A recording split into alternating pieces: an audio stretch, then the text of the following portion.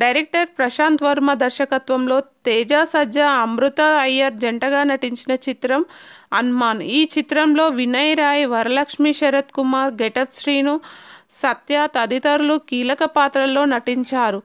భారీ బడ్జెట్తో రూపొందిన ఈ సినిమా జనవరి 12వ తేదీన ప్రపంచవ్యాప్తంగా రిలీజ్ అయింది. ఈ cinema budget, pre release business, రోజు ఈ మూవీ ఎంత కలెక్షన్ల వివరాల్లోకి వెళ్తే, హనుమాన్ సినిమాను చాలా తక్కువ బడ్జెట్ చిత్రంగా రూపొందించాలనే ఆలోచనతో నిర్మాత నిరంజన్ రెడ్డి ప్రయత్నాలు ప్రారంభించారు.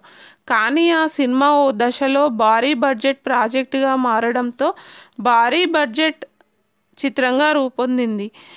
దాంతో ఈ సినిమాకు మొత్తంగా విఎఫ్ఎక్స్, షూటింగ్ ఖర్చులు, యాక్టర్ రెమ్యునరేషన్లతో కలిపి 60 కోట్ల రూపాయలుగా బడ్జెట్ అయింది.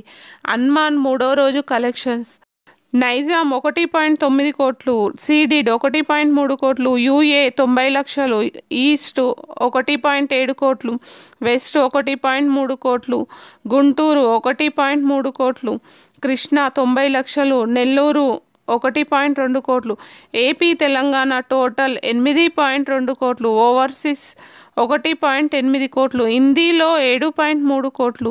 టోటల్ వరల్డ్ వైడ్ కలెక్షన్స్ 17.5 కోట్లుగా నిలిచింది.